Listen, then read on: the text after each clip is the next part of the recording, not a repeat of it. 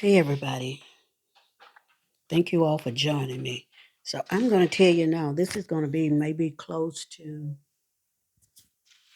um, 40 minutes. Matter of fact, the last one I did was like 54 minutes, guys. And guess what? 10 minutes after I started getting into the book, my sound went out. And it was actually a freaking good video.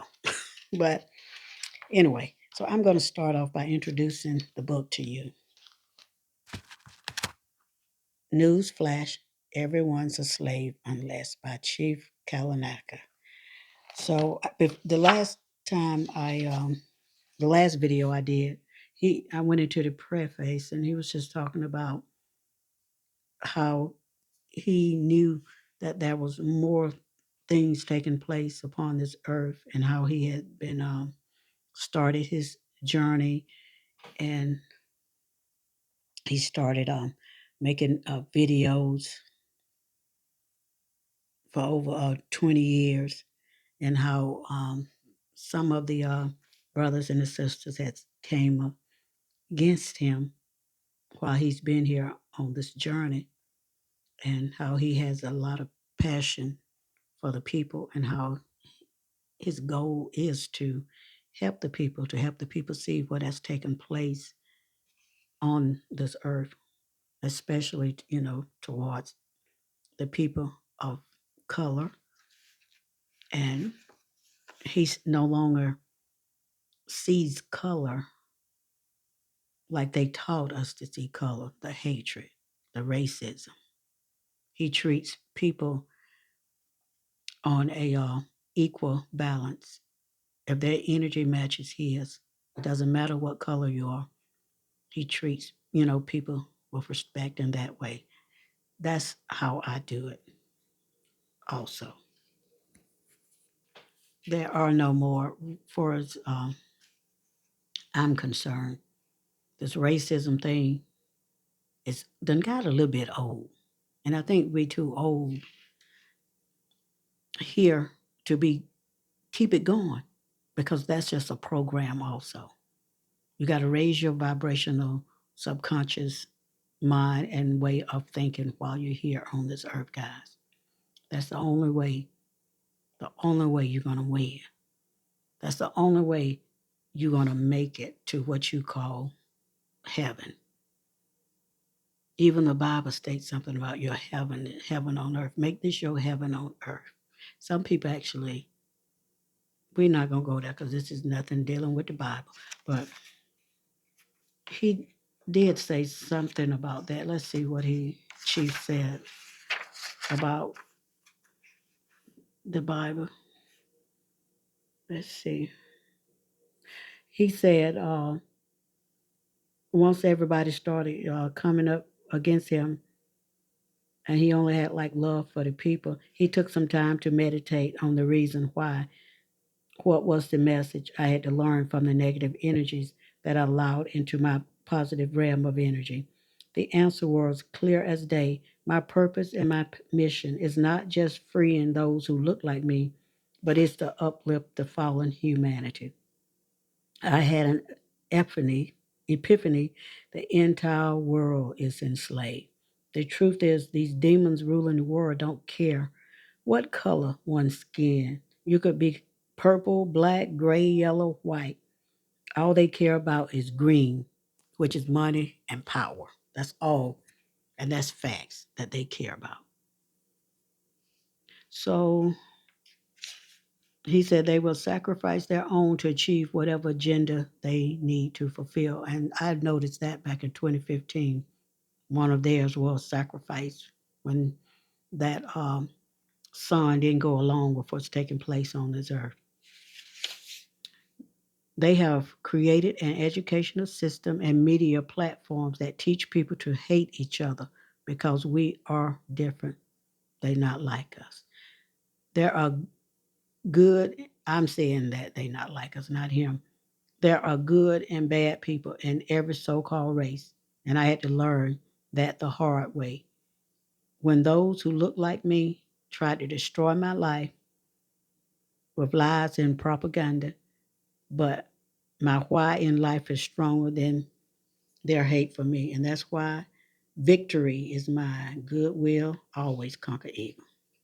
So I'm going to move on through. He said, writing this book is personal to him because it's of the utmost importance that you read it over and over again until the switch goes off in your head, and hopefully it will wake you up from the deep slumber and sleep. We can change the world, but the good, righteous men and women must stand in unity to defend the weak. We must continue to speak and act against injustice and humanity. Let us make our world a better place. Let us all play our part to make this a reality. This book is my gift to the world with wholesomeness, love, harmony, and light. Okay. I would like to first give thanks to Creator slash the Great Spirit, ancestors, my spiritual parents for giving me life, health, and strength to rise like the sun each and every day. I'm just, going to kind of skip through. That's his acknowledgments to his family. Chief Amara Khan, KALINAGO Flying Eagle. So I'm going to go into the introduction. Whether one believes in the Bible or not may or may not be significant within the content of this book. However, it is safe to say almost everyone, if not everyone, believes that there is a higher power that created it all. With that being said, I hope quoting the Bible from time to time will not be offensive to my readers. Some say the Bible is real, others say it's not. For me, I know that it's real because real men wrote it. Nonetheless, my sentiments are it was meant to be an allegory. Let's start from the beginning, shall we? In the beginning, Creator slash God created the heavens and the earth and everything therein. It was said that man and woman were created in the likeness and the image of said Creator slash God. Okay? This book is not about the Bible or religion, but it's to state and assume fact slash opinion that we all came from a perfect state, be it good or evil, and manifests here in a third dimensional realm called Earth. Okay? My focus will not to be to prove or disapprove how we got here and why. My intentions are to provide facts on how we ended in this hellhole we are in today under the rule of the governments, entities, agencies, corporations running our lives, and what it will possibly take to get out from underneath their spell. Okay, so like I say, that's just the introduction. So now we're going to do like a few moments in time. Now, this is what really took the longest when I was reading it. Um, but I think it's important that you know what took place and how we got to the point that we are now and why things are taking place on the earth as they are now with all this missing money, this missing gold. Did they find the gold? I don't know. That's a lot of gold that they took from the people. That's a lot of gold, y'all. It's a lot of minerals. Where is it? Okay.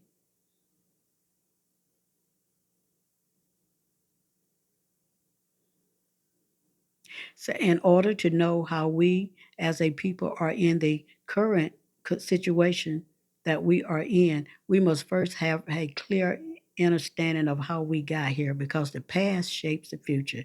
At least that is what I have been told. I am certain that these so called elite systems have been around for many centuries because there's nothing new under the sun. Having said that, I will step back into the recent past circle, the 1700s to present day.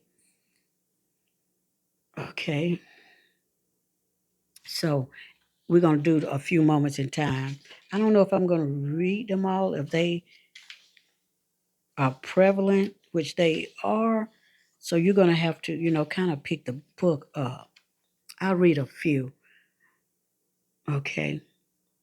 A few moments in time. For there to be a master plan, there must be a master planner. Okay. Since about 1743 AD, the Ashkenazi Jews have preferred people to think that they are German Jews. They originate from Gaza and has every prime minister of Israel. Gaza is today known as Georgia. Mayor Amschel Rothschild, 1743 to 1812, said, "Give me control of a nation's money, and I care not who make its laws."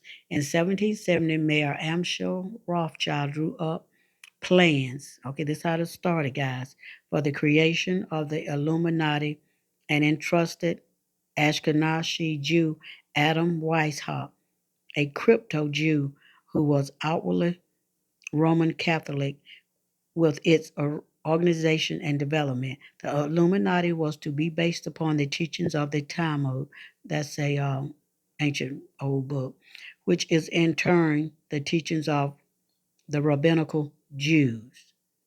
It was to be it was to be called the Illuminati, as this is a Luciferian term which means keepers of the light. In 1781 AD, Robert Harris, a lieutenant of the Bank of England at that time, opened a privately owned Bank of North America. This is North America that we are in, guys, okay? Opened a and started fractional reserve banking, which amounts to lending money to multiple borrowers, the lent amounts thus being far in excess of the credit the bank was holding. You get that? He lent money that the bank didn't have. You getting it? Tap in. Okay? He lent money that the bank did not have. Multiple borrowers, thus being far in excess of the credit the bank was holding. Then, after he did that, he charged interest on it. This bank was duly given at the time monopoly by the way of a limited charter over the national currency. Okay, y'all get what he did, right? Thomas Jefferson, in his letter to the U.S. Secretary of Treasury, Albert Gatlin, in 1802 said, "I believe that banking institutions are more dangerous to our liberties than standing armies. Already they have raised up a money aristocracy that has set the government at a defiance. If the American people ever allowed private banks to control the issue of their currency, first by inflation, then by deflation, the banks will deprive the people of all property until their children wake up homeless. The continent their fathers conquered. The issuing power should be taken away from the banks and restored to the government, to whom it properly belongs. The modern theory of the perpetuation of debt has drenched the earth with blood and crushed its inhabitants under burdens over accumulating. President James Madison from 1809 to 1817 said, "History records that the money changers have used every form of abuse." Guys, I hope you guys are listening, because this is important. This is some history that everybody needs to know. Intrigue, deceit, and violent means possible to maintain their control over government by controlling money and its insurance. Like and share this so this can get out. U.S. President Andrew Jackson, in an 1828 address to Congress upon vetoing the Second Bank of the United States Charter, said, "The bold efforts that the present bank has made to control the government and the distress it has wantonly caused are but premonitions of the fate which awaits the American people should they be deluded into a perpetuation of this institution or the establishment of another like it. If the people only understand the rank injustice of our money and banking system, there would be a revolution before morning. Y'all, this is something serious, okay? In 1829, the seventh American President Jackson, 1829 to 1837, swept into the American presidential office and was determined to crush the banking whole of the money changers. The lieutenant for the privateers, Banking Biddle, called in the loans determined to cause a depression and massive hardship until Congress gave a renewed charter. In 1834, Congress voted against renewing the charter.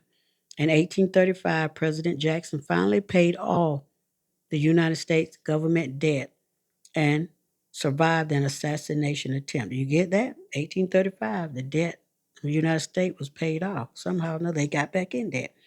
As we can see thus far, not too long ago, the United States government debt was paid. So ask yourself what happened within the past 183 years with a national debt over $21 trillion. I believe it's about control, making sure we, the masses of people, never achieve the so called American dream. They must work until their grave to pay off an illusionary debt. This be pissing me off. Created by private entities, making the American people, perpetual slaves. Do y'all get what that just said? That we can work until our graves. In other words, they don't give a crap about us. That's painful. That's hurtful. That's disrespectful. Mm. Okay, in 1844, Benjamin Disraeli, an English statesman and former prime minister, said, "The world is governed by very different personages from what is imagined by those who are not being behind the scenes." In November 1864, Abraham Lincoln said, "The money powers prey upon the nation in times of peace and conspire against it in times of adversity. It is more despotic than a monarchy, more insolent than autocracy, more selfish than bureaucracy." I just wish they do plain words. It denounces as public enemies all who question its methods or throw light upon its crimes. I have to I have two great enemies. The Southern Army in the front of me and the bankers in the rear. Of the two, the one in my rear is the greatest foe. Y'all, this is powerful. Do you get it? They feared these banks, these Rothschild people. In 1865, Abraham Lincoln wrote in Senate Document 23 at page 91, "Government possessing the power to create and issue currency and credit as money need not and should not borrow capital in interest." Okay. The financing of all public enterprises, the maintenance of stable government and ordered progress, and the conduct of the Treasury will become matters of practical administration. Money will cease to be the master and become the servant of humanity. Democracy will rise superior to the money power. In 1881, U.S. President James Garland, some weeks before his assassination said, "Whosoever controls the volume of money in any country is absolute master of all industry and commerce."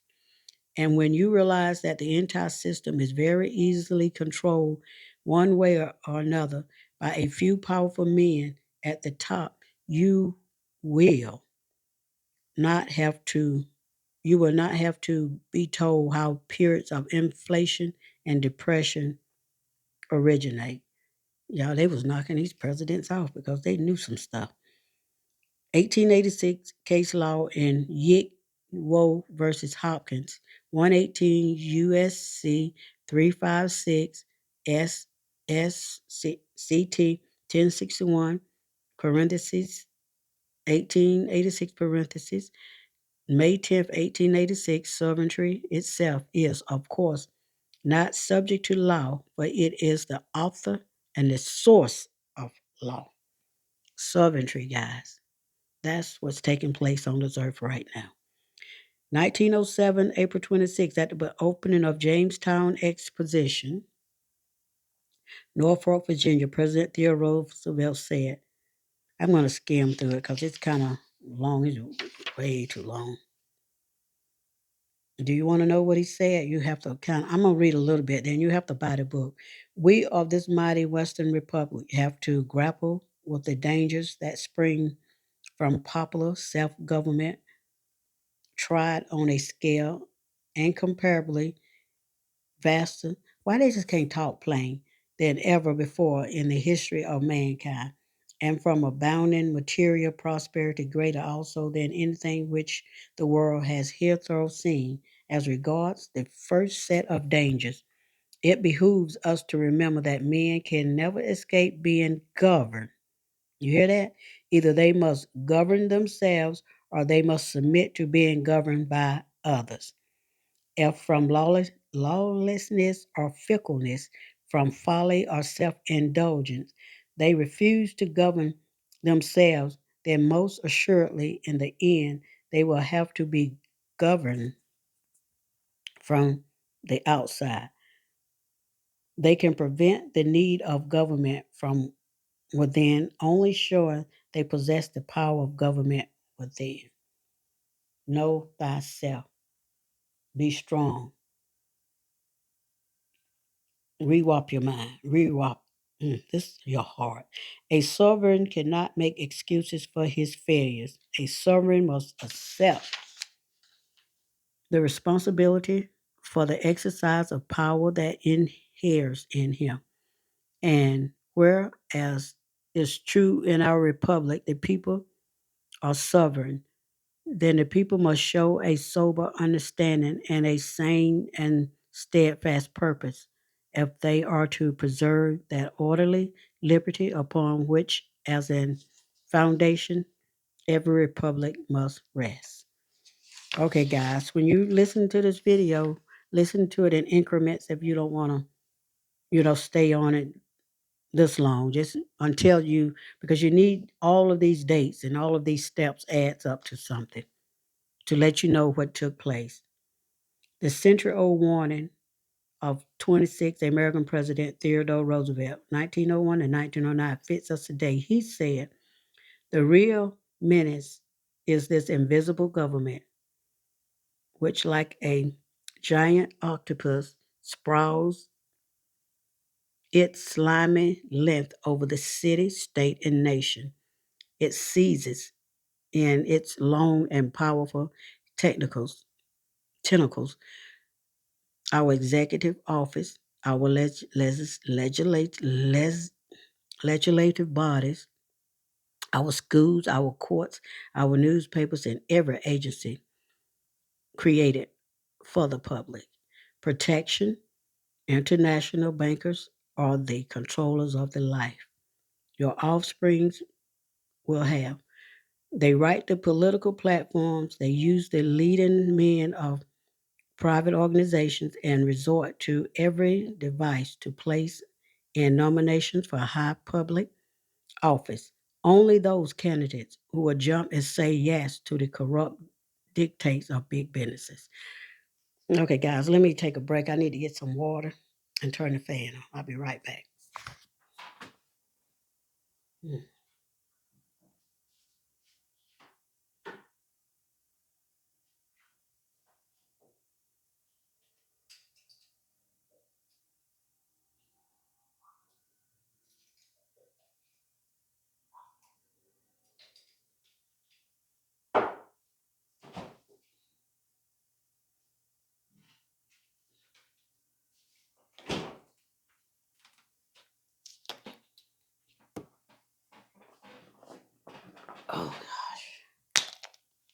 Thank you.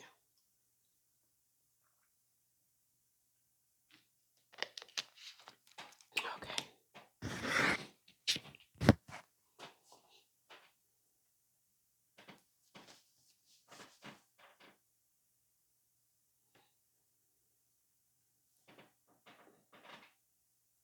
I got a fan somewhere. That's what I'm looking for.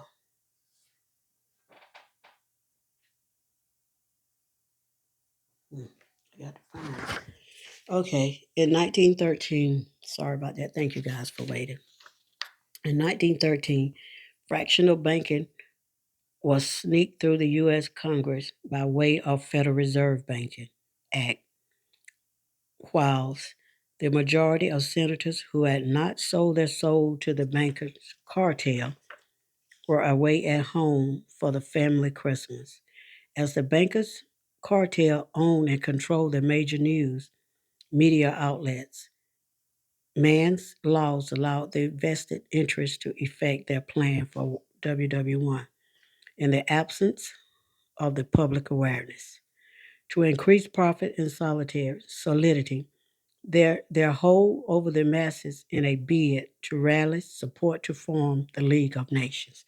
Okay, guys, even on this video, you might have to go back and listen to this for this to sink in, or you go out and purchase the book because you have to read this over and over. This is my third time reading this. In 1914, after signing the Federal Reserve Act, U.S. President Woodrow Wilson said, I am a most unhappy man. I have betrayed my country. A great industrial nation is controlled by the system of credit.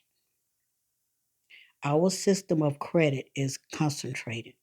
The growth of the nation and all our activities are in the hands of a few men. We have come to be one of the worst ruled, one of the most completely controlled and dominated governments in the world. No longer a government of free opinions, no longer a government by conviction and vote of the majority, but a government by the opinion and duress of a small group of dominant men. Those dominant men.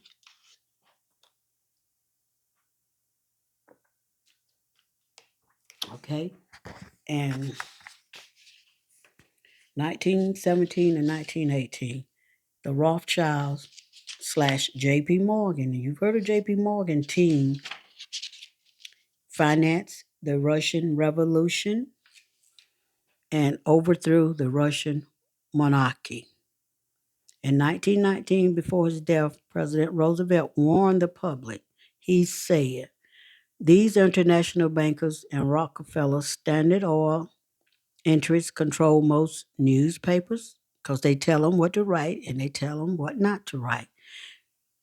To club into submission to drive out of office the officials who refuse to do their bidding are the most powerful corrupt cliques which compose the invisible government. Yeah, they get rid of you. In 1919, and the economic consequences of the piece by John Maynard Keynes, economist member of the Order of the Illuminati, he said, there is no subtler, no surer means of overturning the existing basis of society than to debauch the currency.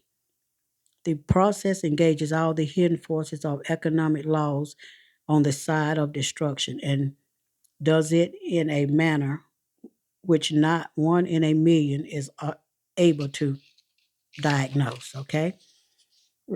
Reginald McKenna, Britain Chancellor of the Exchequer, 1915 and 1916, a chairman of the board of the Midland Bank in 1924 said, I'm afraid the ordinary citizen will not like to be told that banks can and do create money. You hear that? Those who create and issue money and credit direct the policies of government and hold in the hollow of their hands the destiny of the people. In 1927, Sir Joseph Stamp, a former, where am I at? President of the Bank of England, in an address at the University of Texas, said, banking was conceived in iniquity and born in sin. Bankers on the earth take away from them, but leave them with the power to create credit, and with a flick of a pen, they will create enough money to buy it all back again. You heard that? With a flick of a pen, they create money. Money is a illusion. The only reason that we've been believing that money is real because they print it out on the paper and it's visible in your hands. It's fake. It's fiat. It's not real. I know it's going to take a lot of time. It's hard for people to get an understanding of what has taken place. But reread this. Do your research over and over, people. Guys, listen to other people speaking on this also. Take this power away from them. Them and all the great fortunes like mine would disappear, and they ought to disappear. For then this world would be a happier and better world to live in. But if you wish to remain the slaves of bankers and pay the cost of your own slavery, then continue to let bankers control money and control credit. This system is falling. The only people that are holding this system up are the low frequency people, are the people who don't believe that they've been enslaved, are the people who continuously to live underneath the slavery ways. Well, I mean the slavery ways, I mean believing everything that these people have told us. In 1928, the American holding of IG Farben, these are a lot of companies. AFGA, Winthrop Chemical Company, were organized into a Swiss holding company. See, they made companies over in foreign countries. That's what these banks been doing by using our birth certificates, even death certificates, guys. Between 1927, I'm going to get to that tonight, but I'm going to cut this video, finish this here, and then I'm going to come back and do another video and tell you how they made us straw mans. Yeah, if that don't piss you off, then you ain't no human. If that don't piss you off and you're not going to understand what I'm saying, then I'm just going to say something is wrong with you. I'm going to need you to comment after I get to that other section. I need you to make a comment in my comment section and let me know that you understand and overstand what I'm saying. And if you don't, then let me know so I can help you understand. And if I can't help you understand, then I get somebody to help you understand. Between 1927 and the beginning of World War II, Farben doubled in size, an expansion made possible in great part by American technical assistance and by American bond issues. Bonds. Notice, keep that in mind, American bond issues, such as the 30 million issued offered at the time by National City Bank. In 1929, the bankster created depression and increased profits and created the mass mind set to support another war to make things better. These people created depression. These people created everything in order to get more money. They said they created inflation. Y'all, the, the planning was done by mostly in England, the United States of America. I want you to hear that word too, the United States. The United States of America. The United States is different than America's, okay? Being the patsy and the vehicle through which the Ashkenazi agenda could be marked. Why them Jews over here anyway? Them Jews sent their people over here. These pale faces are the Jews that are here, most of them. This is not their land. I mean, I'm just saying. But anyway, the land is here. You can't buy no land. You can't sell no land. You can't steal no land. You can't move no land. The land is here. The land was here for us to grow crops, to feed our families. But that was taken away from us. The land was here for you to cultivate the land, for you to walk on the land, for you to become one with the land and the foods. It's a spiritual thing. All that was taken away from us. And where God at when all this was going on? We ain't talking about God right now, are we? Well, that's a question when these people did all this to us. Why we ain't have no help to stop all this? Okay, let's keep reading. Read. The planning was done by mostly in England, the United States of America being the patsy and the whole vehicle through which the agenda could be marketed. On March 4, 1933, United government defined its income revenue, IRS. Revenue is a revenue of funds from the private venue into the public venue. They created the IRS, y'all. They created everything. Gold was stripped from private American individuals under an executive order signed by the president and assigned to the privately owned Federal Bank. Federal Reserve Bank, from my understanding, don't exist no more. As surety for the alleged statewide federal debt from that time on, fiat currency became the norm. Fiat is fake money. That ain't real. The real currency is silver, gold, copper, platinum, iridium, uh, what's that other one? Felfor? Rocks, minerals, crystals, crystals of this earth. That's your real money right there. Crystals. Do I got any crystals? Anyway, let's keep going. In 1933, all New Zealand citizens were required by law to have birth certificates, tax, tax identification numbers, and passports if traveling. Why, Sway? Why? Governments of the day, under the strange hold of the perceived Rothschilds banksters elite, started to remove gold and silver as an available means of legal tender in currency. Where all that gold at, y'all? Where the gold at? This missing gold, where is it at? On January 24, 1939, Robert H. Hemphill, credit manager of the Federal Reserve Bank of Atlanta, said if all the bank loans were paid, no one would have a bank deposit and there would not be a dollar of, of coin or currency in circulation. This is a staggering thought. We are completely dependent on the commercial banks. Someone has to borrow every dollar we have in circulation, cash or credit.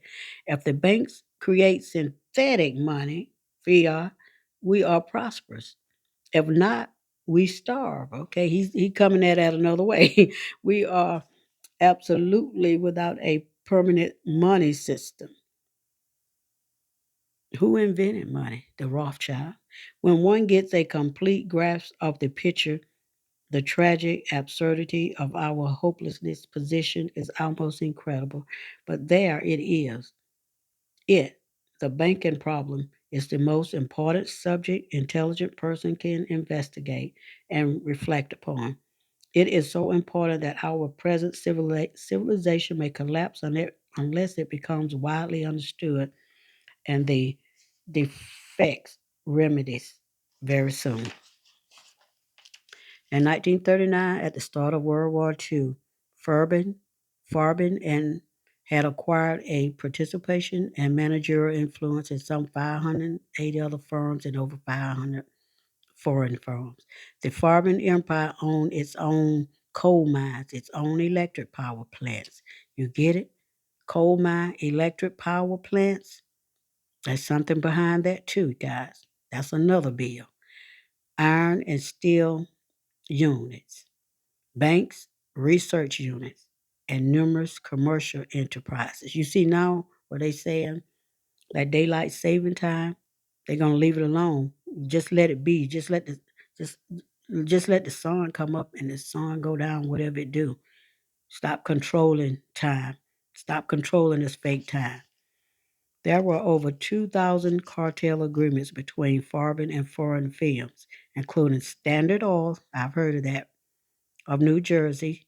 Rockefeller's own Standard Oil. DuPont, you've heard of DuPont. We got one here in Greenville. Alcoa, I've heard of that. Dow Chemicals, I've heard of that. And others in the United States of America. So these are foreign entities over here in America, y'all. Most of these jobs are. America. What do America freaking own?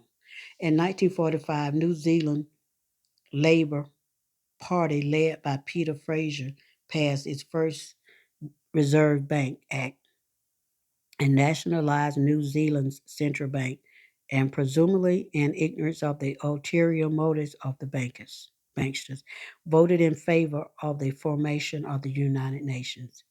In 1946, figuratively speaking, the boundaries of Israel and Pakistan were borne by agents of commerce striking pencil lead across a map, following which the new nations were subsequently proclaimed international in 1947.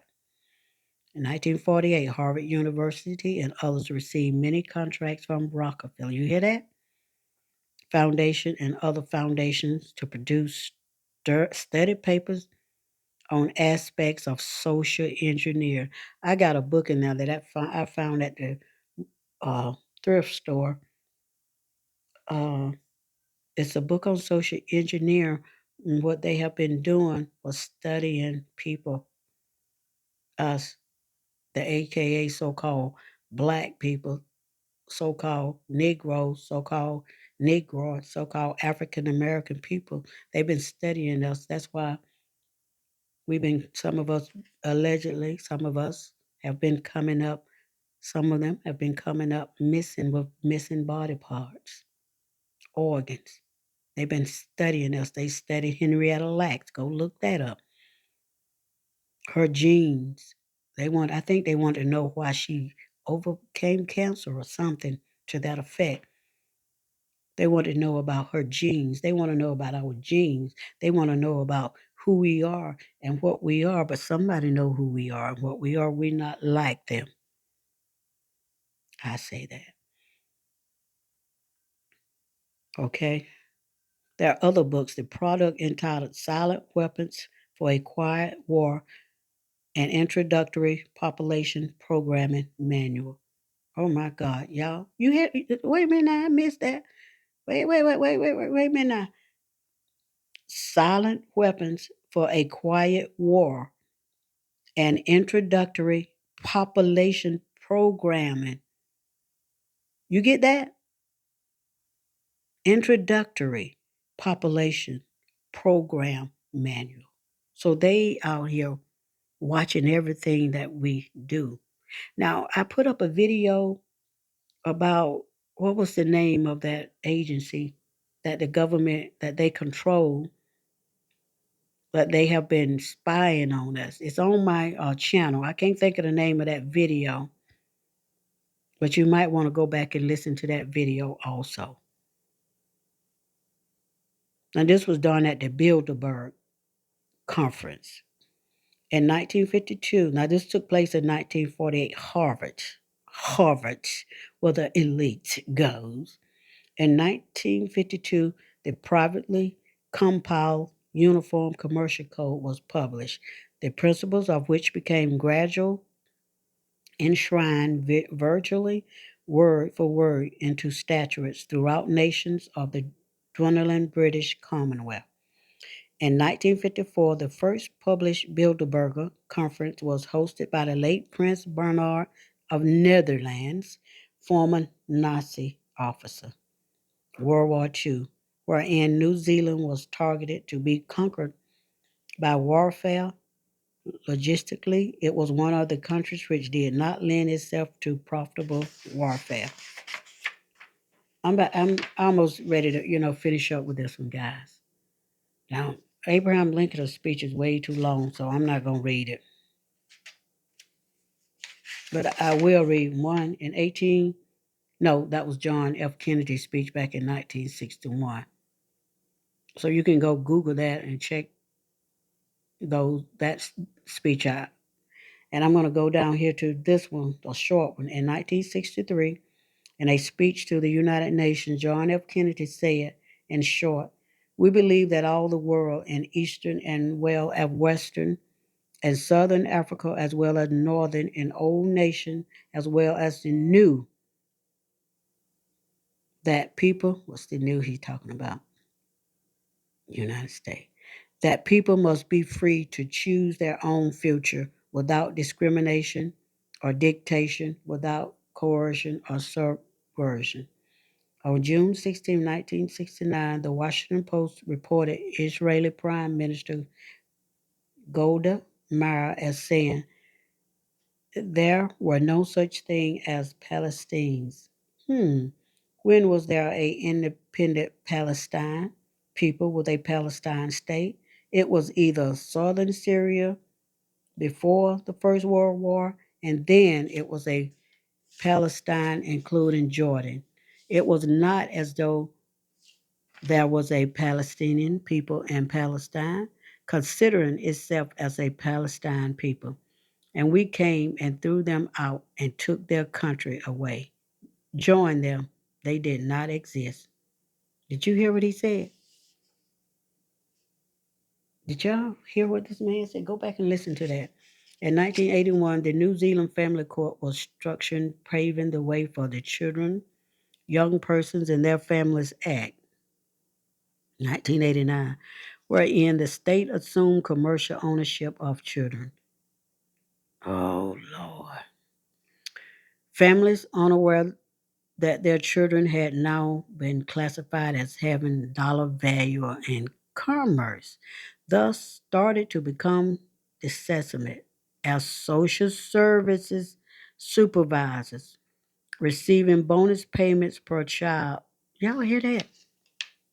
Uplifted as opposed to a more sensible bonus system based on a number of investigations led to social workers in many instances being misdirected. Okay, y'all see, they created that also. Take the children from their parents, put them in social service and mistreat them. Oh, and give them to unethical people to beat them, kill them. This stuff ain't right.